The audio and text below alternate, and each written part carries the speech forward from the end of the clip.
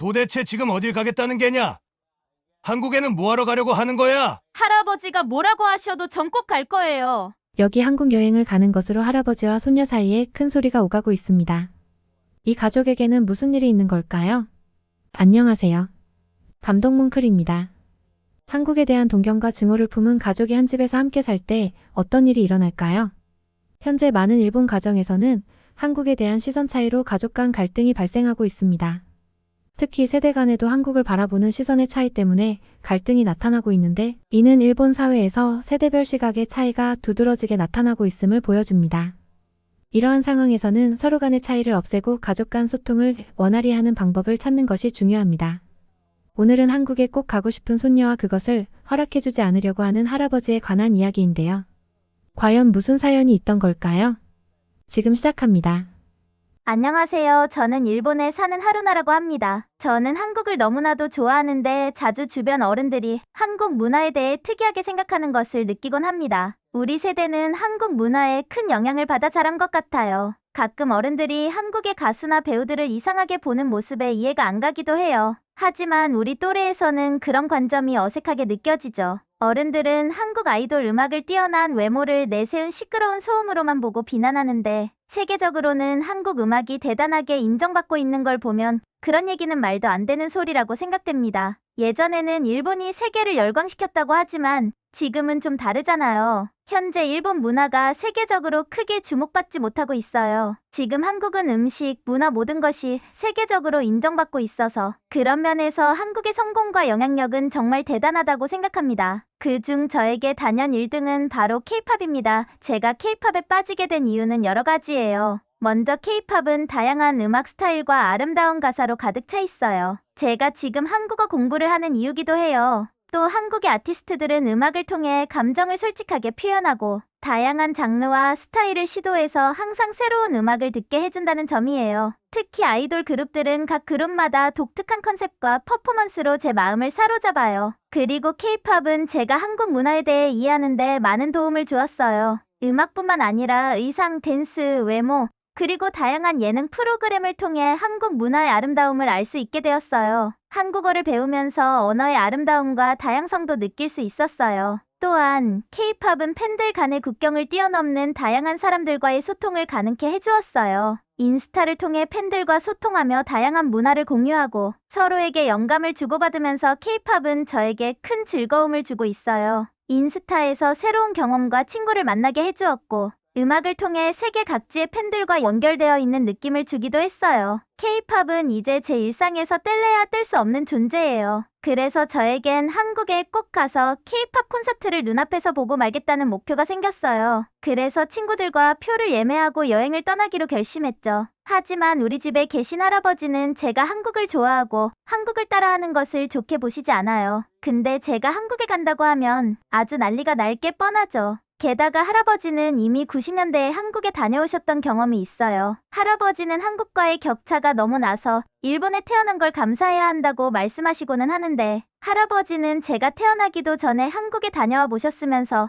너무 이상한 소리만 늘어놓으시거든요. 어렸을 때는 할아버지의 눈치가 보였지만 지금은 그렇지 않습니다. 제 의지대로 행동하지 못할 이유가 하나도 없습니다. 그래서 친구들과 함께 한국 여행을 계획했습니다. 그래도 할아버지한테는 비밀로 했죠. 부모님도 제가 한국 여행을 계획하고 계신 것을 알고 계시고 할아버지한테만 이샨에 다녀온다고 말씀하는 게 좋겠다고 하셨습니다. 친구들과 이샨에 여행을 간다고 하니까 할아버지는 아무 말 없으셨죠. 그런데 저녁 식사 자리에서 그만 제가 말실수를 해버리고 말았어요. 이샨에 간다고 해놓고 실수로 여권 이야기를 해버렸거든요. 할아버지는 눈치채셨고 한국에 가는 거냐고 물으셨죠. 그렇다고 대답했고, 거기를 왜 가냐며 소리를 지르며 화를 내셨어요. 잠시 후 할아버지는 제가 한국에 가기 전에 저한테 잠깐 할 말씀이 있으시다고 하셨어요. 그리고 할아버지와 차를 마시며 대화했는데, 할아버지 세대 때의 한국과 지금 세대가 느끼고 있는 한국이 많이 다른 걸로 알고 있다며, 할아버지가 다녀오셨던 90년대에도 반일 감정이 있어서 할아버지가 불쾌한 경험을 당한 적이 있었다면서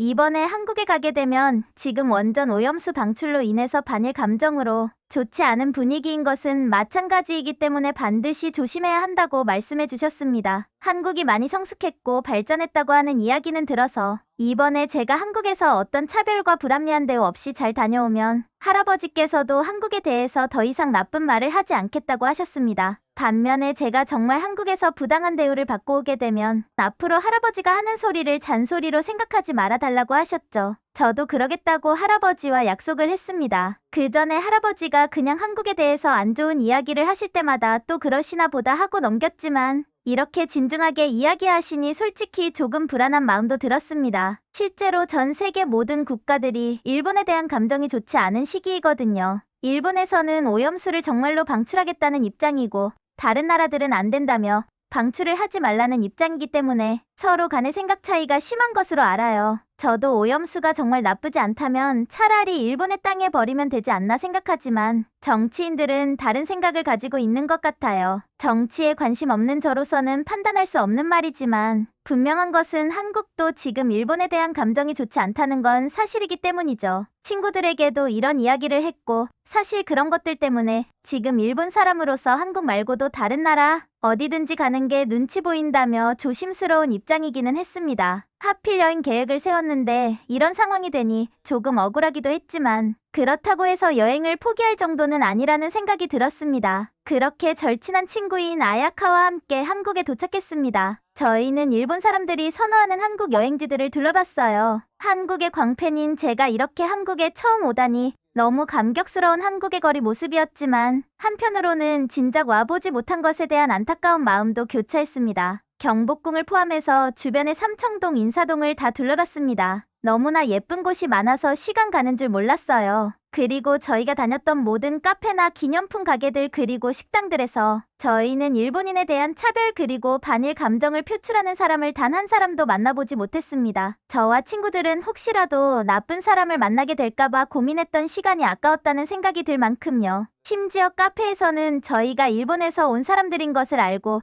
일본어를 써주시며 친절하게 대해주셨습니다. 관광지랑 전혀 상관없는 숙소 근처였는데 카페 점원은 자신이 일본어 공부를 했었다며 진심으로 저희를 반겨주는 눈치였습니다. 그리고 한국어에 모두 능통한 저희는 어디에서도 뒤에서 한국어로 저희를 흉보거나 일본을 욕하는 사람들을 찾아볼 수 없었습니다. 부끄러운 말이지만 일본에 있을 때 한국인 관광객이나 중국인 관광객이 있으면 뒤에서 소곤소곤 일본어로 흉을 보는 사람들을 본 적이 있어요. 그걸 듣고 있자면 너무나 부끄럽고 같은 일본인으로서 너무나 창피하거든요. 하지만 한국에서는 일본 사람을 오히려 환영해주면 환영해주었지 욕을 하는 사람은 없었습니다. 적어도 저희가 만났던 모든 사람들은 모든 장소에서 그랬습니다. 물론 일본을 싫어하는 한국인이 있을지라도 그것을 대놓고 드러내는 것과 그렇지 않은 것은 아주 큰 차이가 있다고 생각하고 그래서 한국 사람들은 다들 성숙한 사람들이라고 생각했습니다. 그러다가 저희는 나름대로 위기를 맞이하게 되는데요. 한국의 예쁘고 감성 있는 카페에 자주 들렀던 저희 일행은 일본에 대해 이야기를 하는 한국 사람들을 만나게 됩니다. 저희는 자리에 앉아서 조용히 차를 마시고 사진을 찍고 있었는데 저희 뒤 테이블에서 일본의 원전 오염수 방류와 관련해서 이야기를 나누고 있는 한국 사람들의 말소리가 들렸습니다. 본능적으로 저희 셋은 정말 조용히 소곤소곤 대면서 대화를 나누었습니다. 저희가 일본 사람인 것을 들키지 않도록요.